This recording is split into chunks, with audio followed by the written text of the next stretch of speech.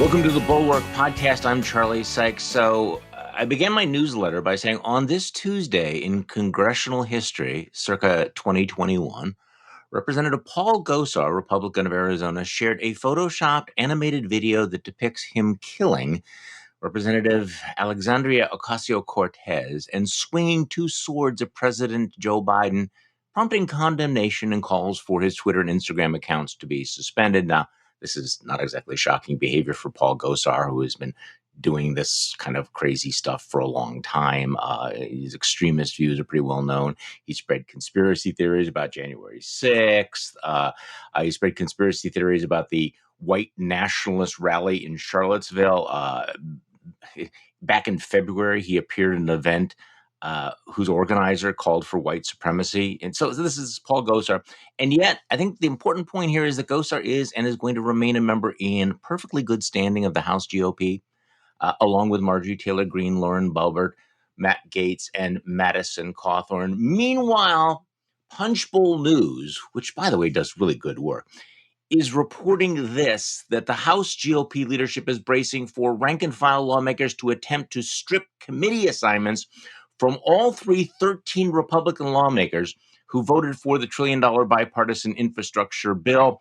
Several of those lawmakers are also ranking members, and those could be at risk too. Apparently, this is the line, the bright line. A lot of the anger is directed at Representative John Katko, who voted for the legislation. So here's your standard here, that you can be a complete bigoted nut job like Paul Gosar and you are perfectly okay. But if you dare to vote for a $1 trillion bipartisan infrastructure bill, by the way, the identical bill that 19 Republican senators voted for, were coming for you, were coming for your head. So the Republicans are kind of in a purge mood, that you break with us on anything and we're going to have your head on a spike. So that's just kind of a setup for the day. We're going to do something a little bit different today. We're going to break out of the Beltway punditry. I'm thinking that the title of this will be, Outside the Beltway. And I am joined by my fellow Midwesterner, Shannon Freshour from Ohio. First of all, Shannon, good morning. Thanks for joining me. Good morning. Thank you for having me. Well, you Ohioans think of yourself as Midwesterners? Absolutely. We are the Midwest. No, see, we're the Midwest in Wisconsin. I actually work for some folks in Cleveland, and I really developed a certain skepticism about whether they were really Midwesterners. But Cleveland's its own kind of thing, because Cleveland fights with Pittsburgh, and Pittsburgh, Pennsylvania, you have to have the whole debate about whether or not Pennsylvania qualifies. But, Ohio, Columbus, we're the heart of it all. Okay. So this is our advertising. Well, actually was okay. But now you're famous for many things, and I want to talk about a lot of stuff. I want to cover a lot of ground. I want to talk about what it's like being a centrist Democrat, what it means to be a centrist Democrat. I want to get your take on the infrastructure bill. I want to talk in some detail about what's going on in Ohio from the ground. So as I said, you're famous for many things, but you're primarily, if somebody just simply Googled your name, they would probably come up with the fact that you ran against Jim Jordan last year. I did. And I was thinking about him actually earlier this morning, not just because I was going to talk to you, but we're living in a world in which Jim Jordan, we've moved the Overton window of crazy and reckless and irresponsible to the point where I didn't even list Jim Jordan as among the craziest Republicans. He's the moderate. He's the moderate middle of the House Republican Party at this point. And I've said that for a long time. I'm like, he's right. I mean, there's the 14 who are the super extremists. You've named some of them, but he's sort of in now that, like, his level of crazy is now the moderate, acceptable middle. That's true. I was wondering what you were going to say. Okay, now, so you lost to him back in 2020, but can you explain why that congressional district is called the Duck District? I mean, it's kind of infamous in gerrymandering circles. I wish you could show an image of it, but why is it called the Duck District? Because it's literally the shape of a duck. It's 14 counties that are like partial counties. Like there'll be 10 precincts here, there'll be like 15 precincts there, a couple full counties, but it extended from the county that touches the Indiana state line up through almost to Cleveland, almost around Columbus. Basically, it was sort of the swath in the middle, and it was designed because when John Boehner was Speaker of the House, he hates Jim Jordan. He straight up hates Jim Jordan, has hated him for decades, and tried to draw a district when he went in the redistricting in 2011 and said, I want 12 Republicans and 4 Democratic districts. And I want Jim Jordan gone, basically. And they're like, the only way we can do this is we have to keep Jordan. Like, we can't give you that breakdown. And he said, fine, but I want a district where basically Jordan can't escape from. And Jordan escaped from it, so it's great. And a lot of this, I mean, they put it in emails. I mean, there's a whole set of emails where it was so egregious that they changed the Constitution, our state constitution, on how redistricting works, and now they're ignoring that. Okay, so you're really following the nuts and bolts of all of this, of the redistricting, and this may be a little bit granular for folks, but what are they based? I mean, Ohio is kind of a red state, but I mean it's heavily gerrymandered. I mean you're kind of a textbook example. So what's going on right now? Who's winning and who's losing? The Republicans are winning because they already had control, and they've basically completely decided to ignore the constitutional mandates. They've blown through deadlines. They are finally starting to hold hearings. And the state legislative maps, which were already done, the way when they redid the Constitution, any arguments went straight to the state Supreme Court. Okay. The state Supreme Court is currently split. It's a 7-3 split. But the problem is we have one Republican elected who should have recused himself because his father's the governor and a named defendant in the case, and refuses to recuse himself, although he's recused himself in 39 other cases where his father was a defendant. He recused himself, except this is the one that matters, though. Have you noticed this, that there'll be a lot of politicians who'll be very casual about some differences. I mean, obviously, the infrastructure bill is going to come up in a little while, but when it comes to the redistricting, this is it. It's the ballgame. The knives are out. Oh yeah, I mean you can't screw with Daddy. I won't rule with Daddy on anything else, but hey, come on. But the thing is that, I mean, we've got the Secretary of State saying it's from text messages saying it's unconstitutional, and his chief of staff saying, yeah, but it's going to pass anyway, so you might as well support it. Yeah, I mean, this is what was introduced in Discovery. It's crazy, like the level of just brazenness in the Constitution was supported by the voters of the state. They wanted it in response to the last round of gerrymandering, and they're just completely ignoring it.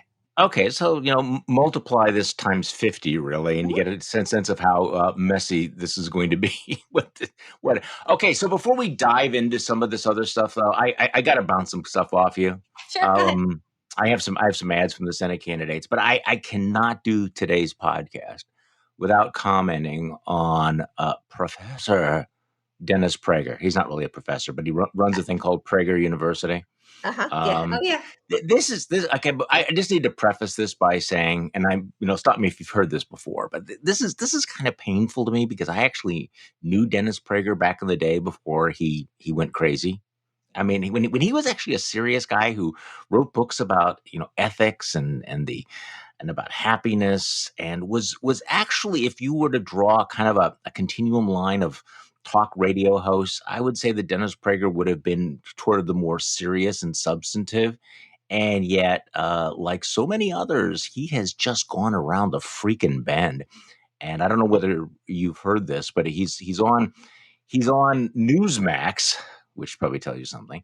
He's on Newsmax yesterday, and he's talking about how terrible the vaccine mandate is, and how it stigmatizes people who are unvaccinated. And I just want to play this because you can't excerpt it. I want to make sure people have it in context, where he's talking about contrasting this to the AIDS crisis. Here's the president of Prager University, Dennis Prager.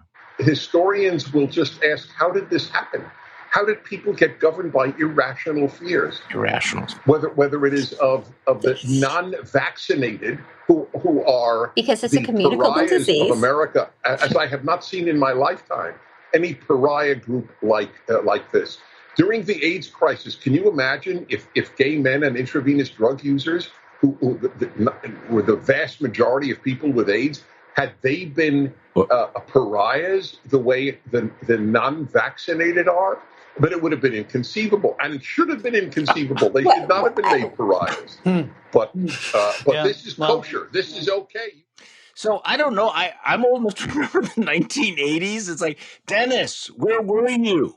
What planet were you on? He was, trying to force gay men to be pariahs.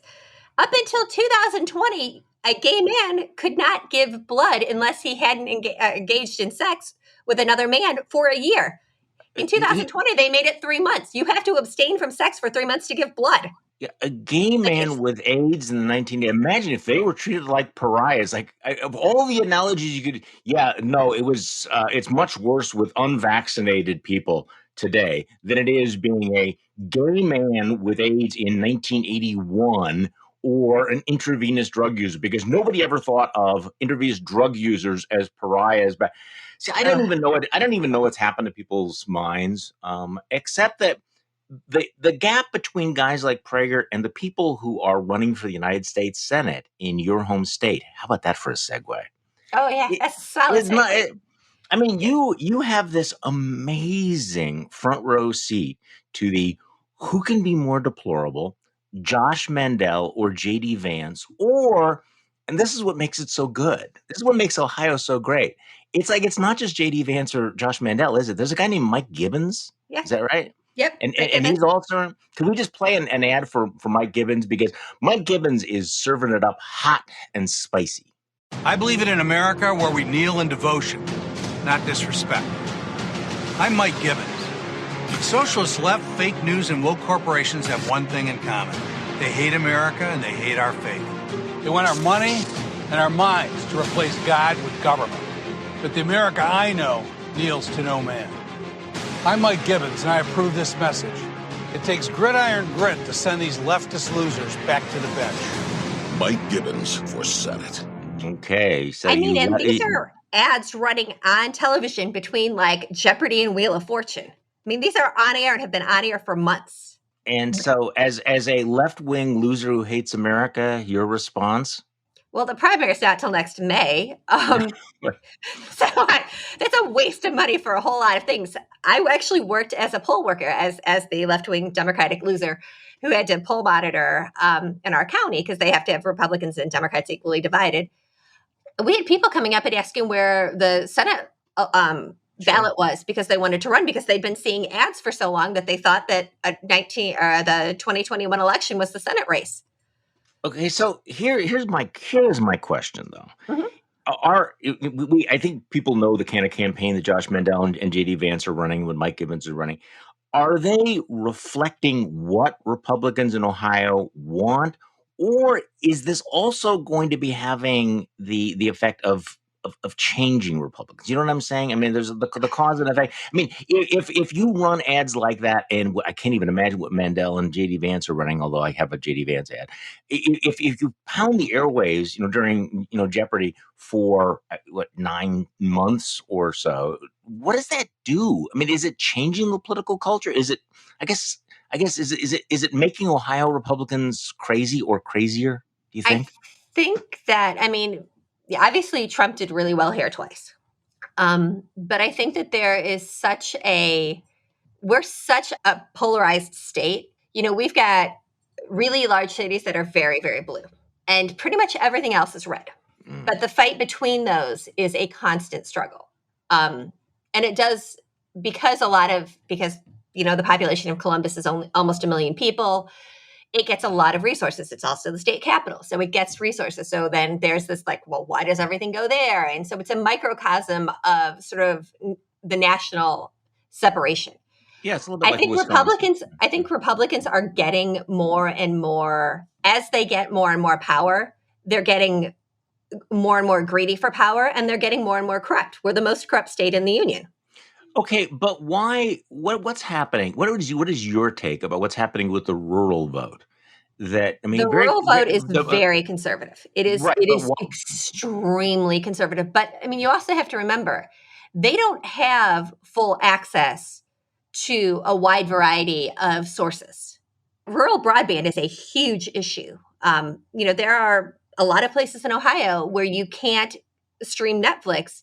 You have to get movies from the video store. Come on. Broadband is not going to solve the problem Democrats have with rural voters. No, it's not. But I mean, it's an issue. If you think about it, you don't have access to what you can't access. You don't have, so there's no differential. You hear it at church. You hear it in school. You hear it, your grandparents talking about it.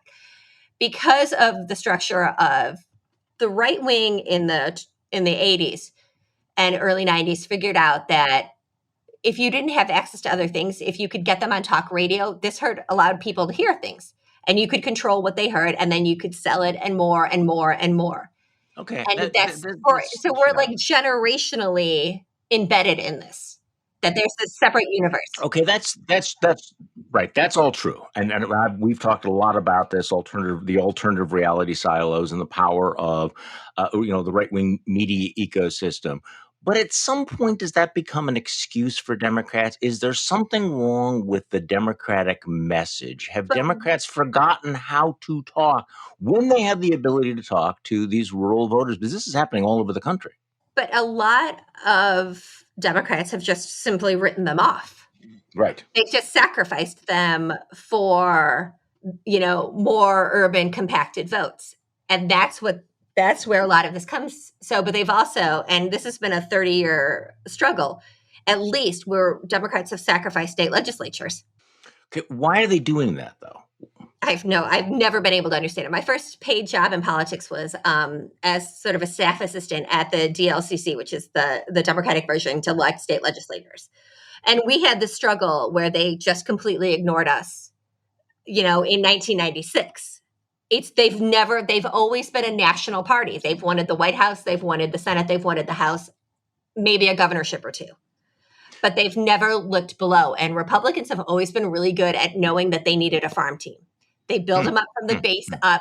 They start them at the state, they start them at the school board, move them to the county council, move them to state ledge, move them to Congress, then move them up. So you've got this built-in relationship over a decade or so that Democrats don't do. I didn't do it. So you probably have seen this piece in the New York Times by Mark Penn, the former Clinton pollster, and Andrew Stein, who I think was the president of the city council in New York.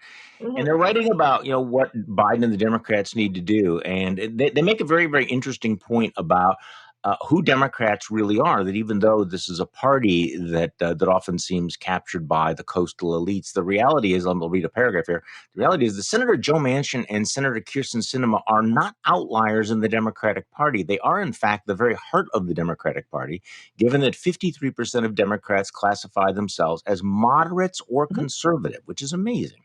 While Democrats support the Build Back Better initiative, that's the big one, 60% of Democrats and 65% of the country support the efforts of these moderates to rein it in. It is Mr. Sanders from Vermont and Ms. Ocasio-Cortez from New York who represent areas ideologically far from the mainstream of America. So I wanted to get your take on all. That is absolutely true. Absolutely true. In our district, we have one of the county chairs for the Democratic Party is a woman who is pro-life. But we don't talk about that as a party. That exists within our party.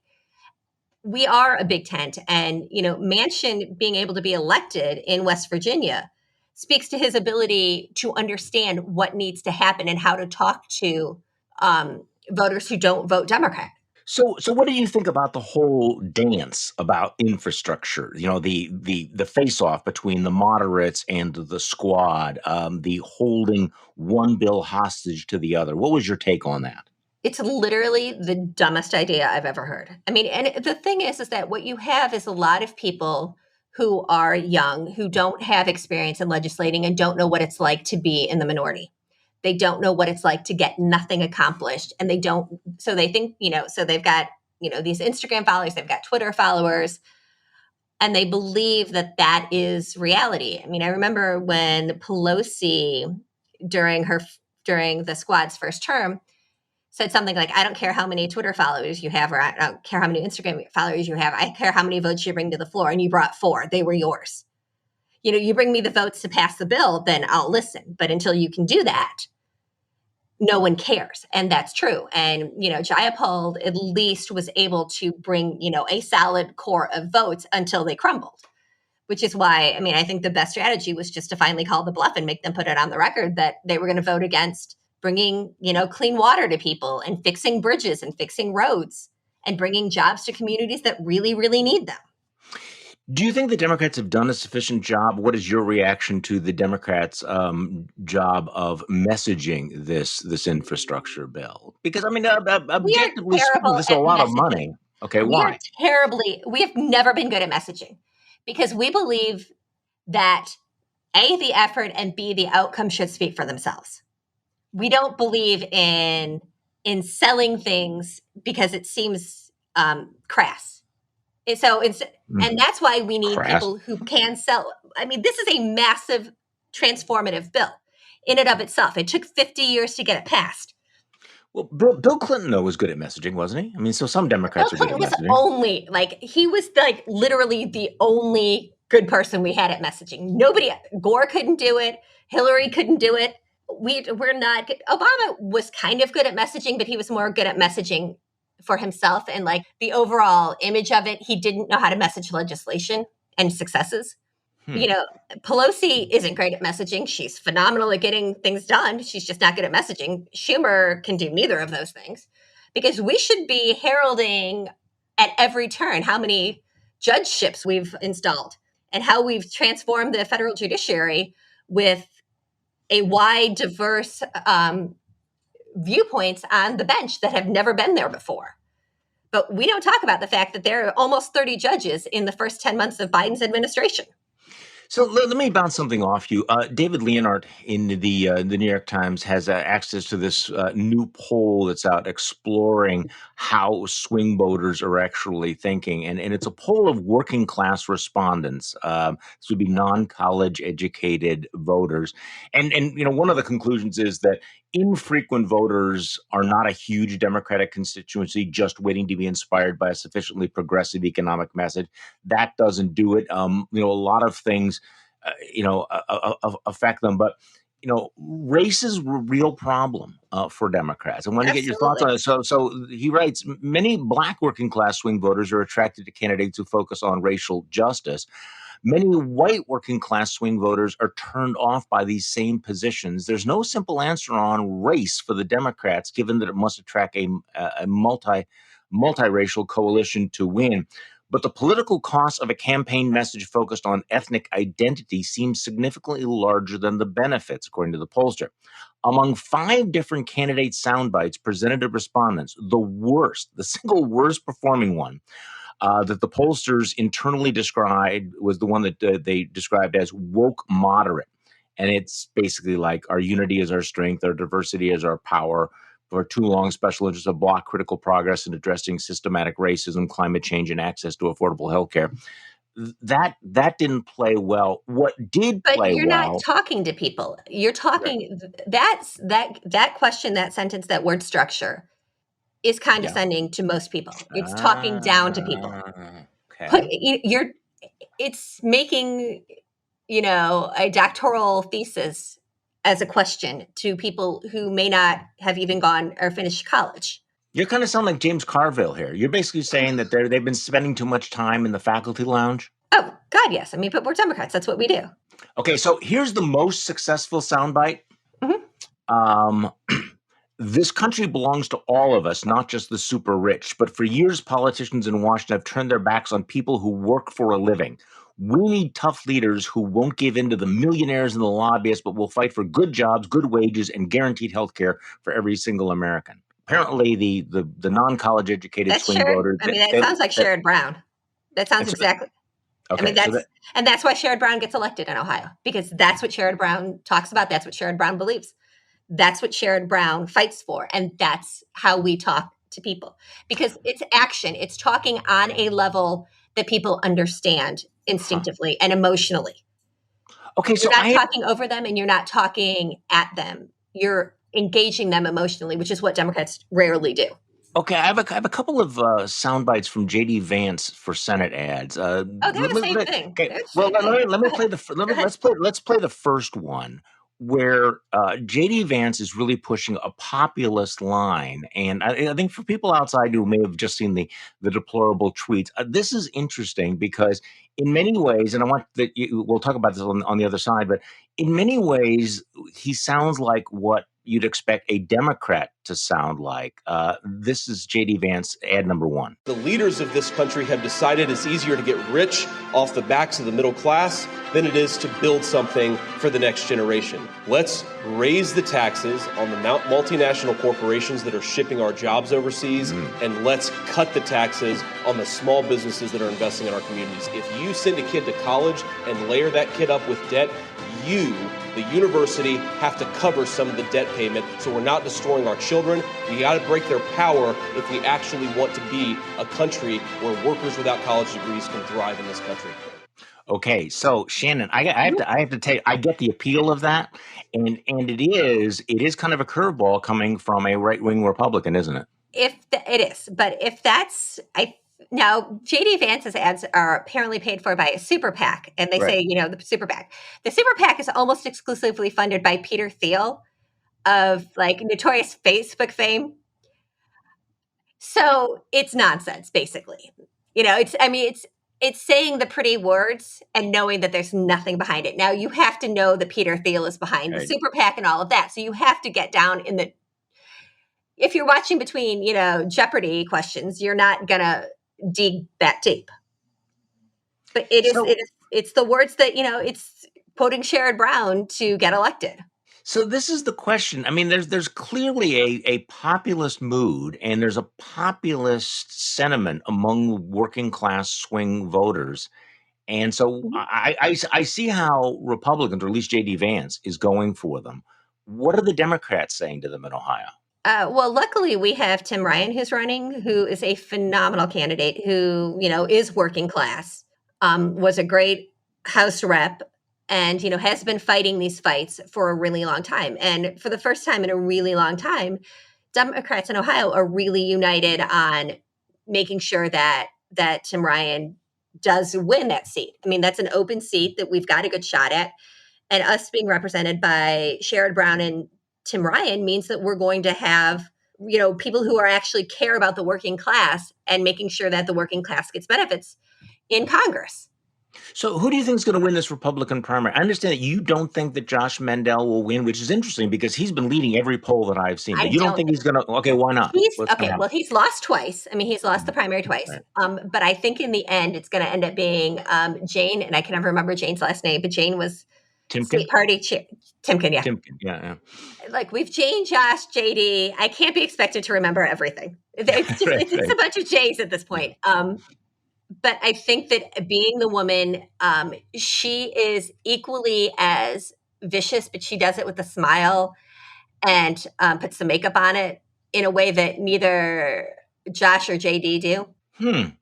So, I mean, Mandel is just, he's so obviously a fraudster. I mean, that's part of the problem. I mean, you can just see he's embarrassing. You're saying she's the more cleaned up version of it. Now, obviously, she sounds like she might be the more formidable candidate in a general election. Yeah, she would be. I mean, she definitely would be, playing as Republicans have figured out if they have, hateful women running, then it neutralizes Democrats having progressive women running. So I understand that Josh Mandel blocked you on Twitter.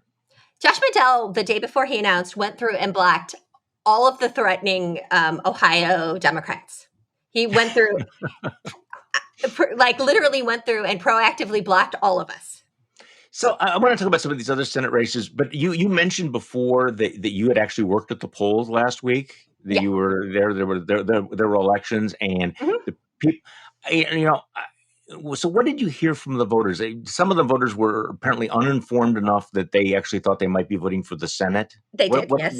What else were you picking up? I had at least 5 people literally ask me if they were voting on Dominion machines, and if they were, that they didn't want to. No, and I was like, and all I could think is every time they asked me that was, that lawsuit about how their brand has been damaged. Yeah, they're going to win that one, and they're going to win big. Literally, people would just be like, this isn't a Dominion machine, right? And it wasn't like a joke. It wasn't facetious. It was like literally they were scared that it was going to be a Dominion machine. See, this is the problem: is that we can roll our eyes at the fraud and the lies, but they do stick with people. I mean, Yeah. they are out there, and we're seeing this with the vaccines, the vaccination. I mean, if you get your diet of news, there's actually an interesting kind of a chart out there. I think with the Kaiser Family Foundation put out the chart. That if you listen to One America Network Now, or whatever the hell it's called, or Newsmax or Fox News, the odds that you will believe complete bullshit about vaccinations is exponentially higher than if you get your news from other sources. I mean, these lies are actually they live out there. So Yeah. I wanted to get your comments. We talked about it a little bit on the podcast yesterday, but I'm just fascinated by people like Josh Hawley, who are decided that one of the big issues in 2022 is going to be masculinity. That you liberals are trying to emasculate men, and that's why men are in their basements playing Donkey Kong and watching porn. Yes, because before women had the right to vote, porn didn't exist. There was no porn in the history of the world before women were allowed to vote and voice their opinions. Well, there was no Pornhub. I mean, No, there wasn't, but there were no. pictures. Okay. Pictures existed. And so did, prostitution. So it wasn't like these things didn't exist in a vacuum.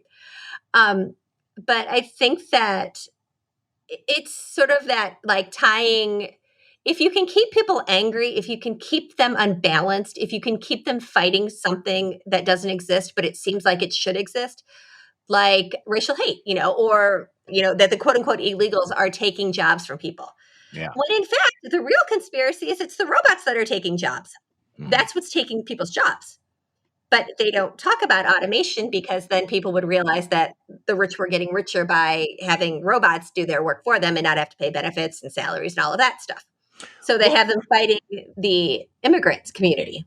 Right. You have to have a target. But I want to just go back to this whole masculinity thing, because again, and I use this phrase too often, but I also kind of remember, I mean, Republicans have a real problem this year, and I just don't know whether it becomes a national problem. I mean, at one time, if you had as many candidates for the United States Senate who were credibly accused of abusing women as the Republicans right now, it would be a problem, and it would be a problem all around the country. So for example, one of the big stories today is that, in fact, Politico features it in the newsletter this morning. Sean Parnell, who's the leading Republican candidate in Pennsylvania, is testifying today in this really ugly child custody battle with his former wife, and she has accused him of abusing the children, and apparently he is starting to bleed a little bit of high-level support, but Trump is all in on him. And you have Eric Greitens in Missouri, who tied up his mistress and took her pictures. You have Herschel Walker, who is a nut job on like so many different levels. So give me a sense, though, do those things nationalize? I mean, you probably remember, when something like that would have colored, they would have been done. I mean, think about this. Yes. Well, think about this. Greitens was done. He was done. And then because of where the party has slipped to, he got to come back. Nothing has changed. He made no apology. He made no restitution. He did nothing but got to come back. Because we don't cancel people. We just make them go sit at a corner. People get timeouts. They don't get canceled. So have the rules changed so fundamentally, though, that this stuff doesn't matter anymore? I don't know. It makes it scares me, and I don't know. I would like to believe that if you, choke your wife out, in a fight with her, and you slap your kid so hard that you're leaving a welt, that should permanently eliminate you from public service. But I don't know if it does. I don't, and that's where we are, as a society, as women who constantly look at decisions that are being made on our behalf and without our input. So tell me about your political philosophy, because we throw around these terms like moderate and centrist a lot. So, you consider yourself, correct me if I'm wrong, a solid centrist Democrat, correct? I'm more of a, can we just get shit done? Can we stop doing other things and actually get shit done is kind of where I come in. I don't think that Joe Manchin, who says, I want to make sure that the budget is correct, or, I don't support the removal of the filibuster because this opens a lot of can of worms in a position that he has held consistently since at least 2011. makes him not a Democrat. I get that Democrats are, the hard left is very good at messaging to the rest of the hard left, and they're equally as willing to spout nonsense to simply state it as they are in the hard right, whether or not it's true. And it's us unproductive. We need people who are actually willing on all sides to get things done. I don't care if a good idea comes from a Republican. I don't care if it comes from a super liberal Democrat. If it's a good idea, then we should probably input it into law and try and make changes. This is another reminder, though, that Twitter is not real life, which we need to do probably on a weekly basis here. We do. I also noticed, because I was trolling your Twitter account, that you're pushing back on some other progressives who are furious at Merrick Garland. This has now become a real big drumbeat that Merrick Garland is a coward. Merrick Garland is weak. Merrick Garland needs to resign or be fired because he's not more aggressive in pursuing some of the Trump era cases. Your thoughts on that, because you're not joining in the anti-Merrick Garland crusade, as far as I can tell. First of all, the rule of law means we don't know what the investigation looks like until the indictments are unsealed. That's what it's supposed to be. But we also don't say, hey, this person needs to be arrested because they did bad things. Okay, well, what things did they do? Well, they broke the law. Okay, what law did they break? You don't get to say, well, they broke the law and put them in jail. You have to, under the rule of law, under our rule of law, you have to actually have, a code cite that they committed. You have to have an indictment. You have to have evidence. You have a trial. They have a conviction. Those things take time. Like, well, why haven't they released the Steve Bannon indictment yet on the criminal contempt? Right. And someone's like, it took them 9, I forget, one of the big lawyers on Twitter was like, they did this in 9 days in, I think it was the Rovell case. And another big lawyer was like, yeah, the government lost that case.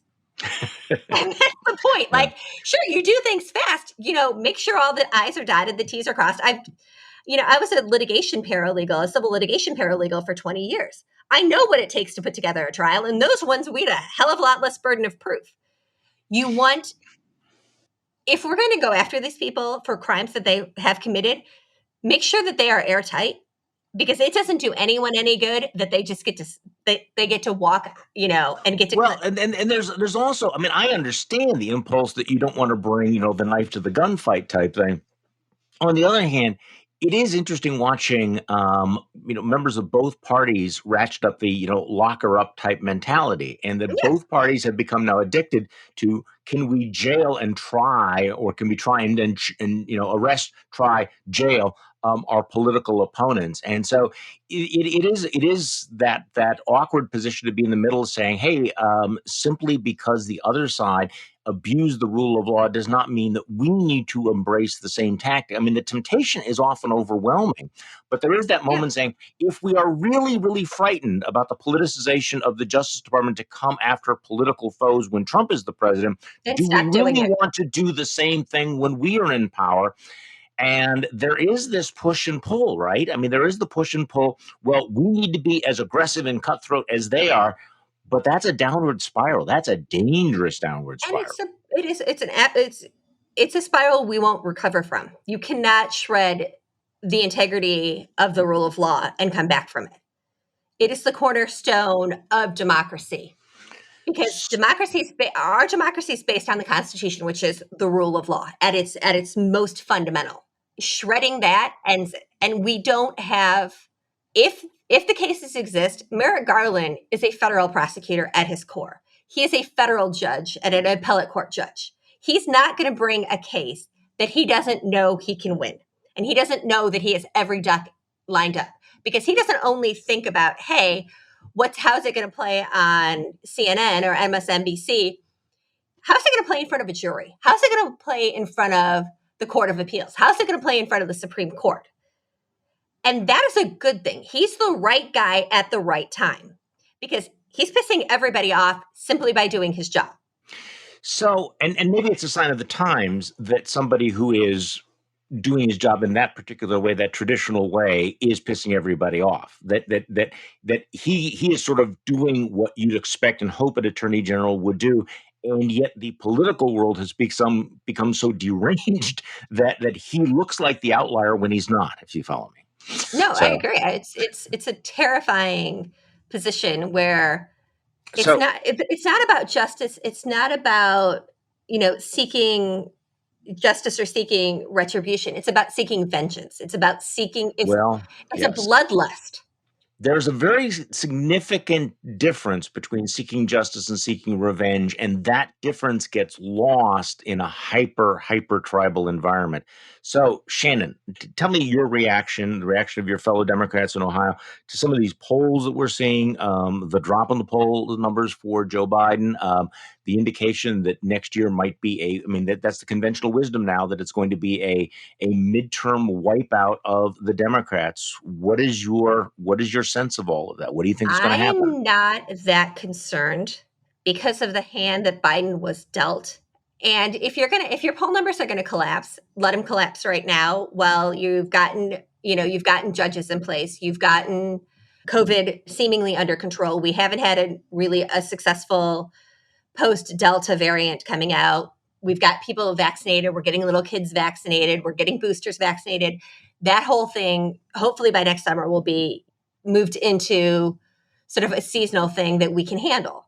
It's also, though, once next summer comes, these jobs that are in this bill are going to be actually existing in people's lives. And so it's going to be a whole different universe.